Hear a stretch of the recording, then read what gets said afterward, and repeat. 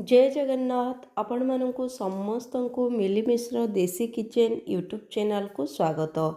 आज आम रोषे करवा आंबिल।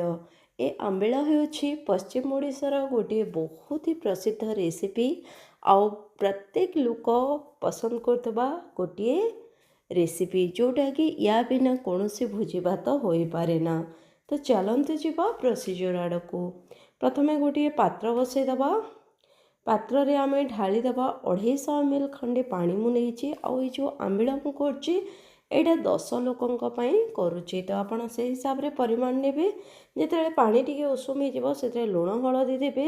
जेतेले पानीटा फुटी जिवो सेइथिरे कटा हेइथिबा बाइगण को पकई देबे। बाइगण जो मु नेछि 200 ग्राम खंडे बाइगण नेछि आउ 100 ग्राम रो कखारु नेछि।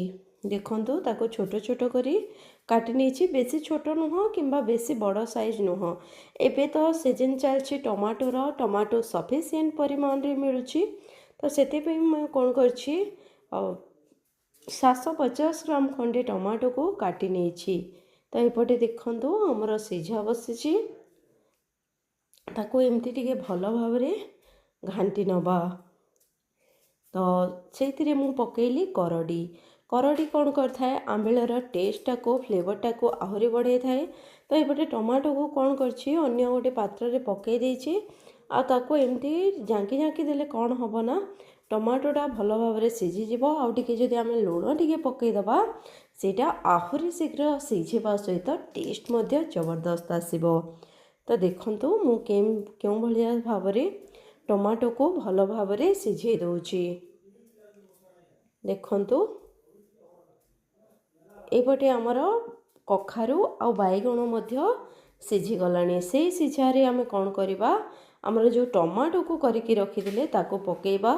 से पात्र रे पानी टिके नेली। गोटे चमच बेसन नेली आउ सेथिरे मु पकेइबी 200 ग्राम खंडे दही।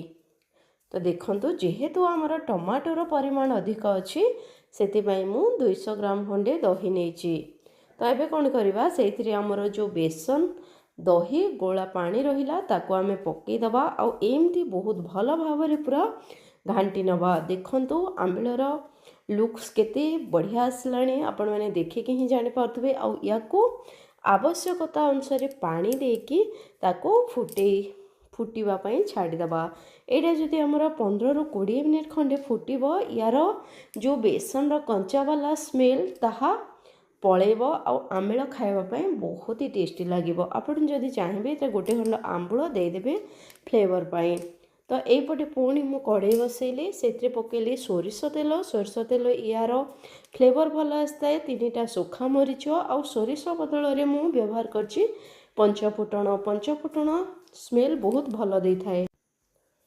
तो देखंतु सांग माने आमे से आंबिल रे पकई दबा। एबे धनिया पत्र फ्लेवर पई मु लास्ट रे पकेली। आउ गोटे जिनस इथरे मिस हे गला सेटा होछि हमर भृसंग पत्र। जेतु एबे भृसंग पत्र घरे अवेलेबल नथिला तो मु भृसंग पत्र यूज करि पालेनी। भृसंग पत्र टिके आपण माने जदि व्यवहार करिवे बहुत ही बढ़िया फ्लेवर आसी थाए। तो आमे गरमा गरम एबे सर्व करबा आंबिल।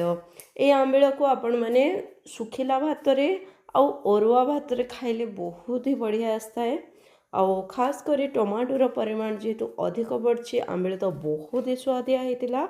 आपण मानकु जदि मो वीडियोटी भल लागि थाए ताहले लाइक शेयर एंड सब्सक्राइब करिवे। रहिले नमस्कार। जय जगन्नाथ।